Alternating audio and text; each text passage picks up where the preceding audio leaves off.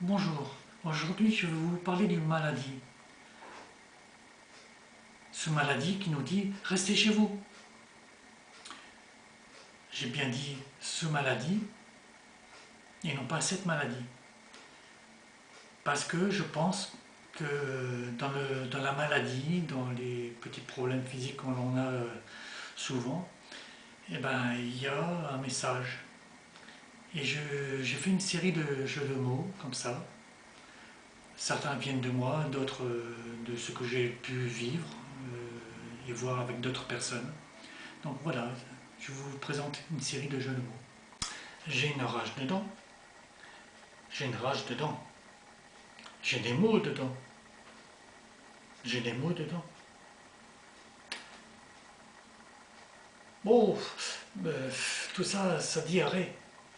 Diarrhée, mais bon là c'est un peu glissant, donc on va passer à autre chose.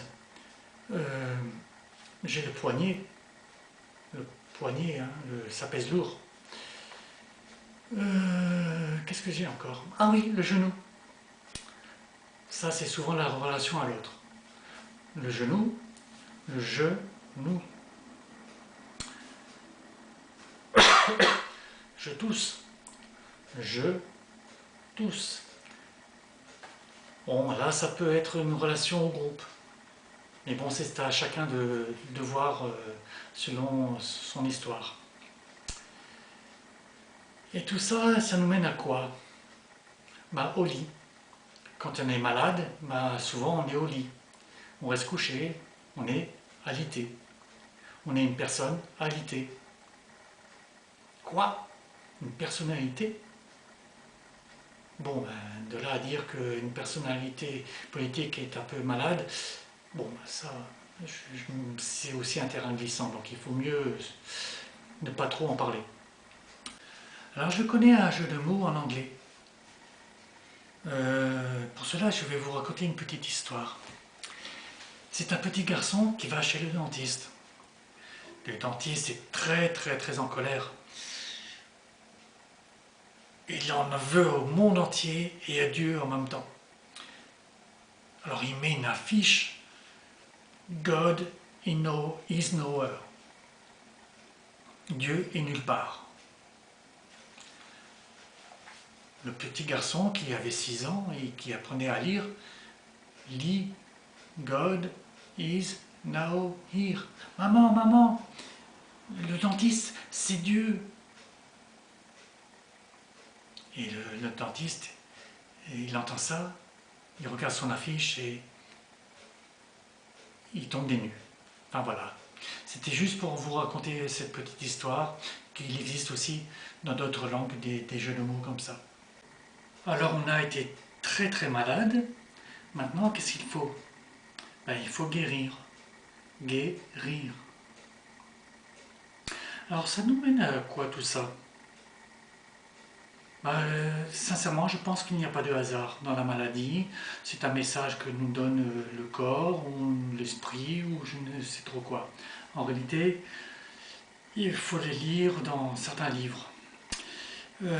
Personnellement, je pratique la méditation depuis maintenant 23-24 ans avec un maître qui s'appelle Sri Chinmoy. Il explique la maladie, il explique le pourquoi de la vie, de la mort, de toutes les épreuves que l'on peut rencontrer dans nos vies. Et la méditation nous aide à comprendre et à supporter toutes ces épreuves. Donc je vous invite à pratiquer la méditation tout simplement. Maintenant je vais vous montrer quelque chose d'assez particulier. C'est avec les mots connaissance et connaître. Vous savez que le préfixe co veut dire avec. Coexister, cohabiter. Coexister c'est exister avec. Cohabiter c'est habiter avec. Collaborer c'est travailler avec. Si on fait la même chose avec connaissance et connaître, connaissance, connaître, nous avons naissance avec et naître avec. Ça peut étayer la réalité de la réincarnation, parce que pour moi c'est une réalité. Donc je vous encourage à pratiquer la méditation et vous constaterez ça par vous-même. Qu'est-ce que la méditation? La méditation, c'est un état de conscience. Quand on est en colère, on est dans un état de conscience. Quand on est en paix, c'est un autre état de conscience.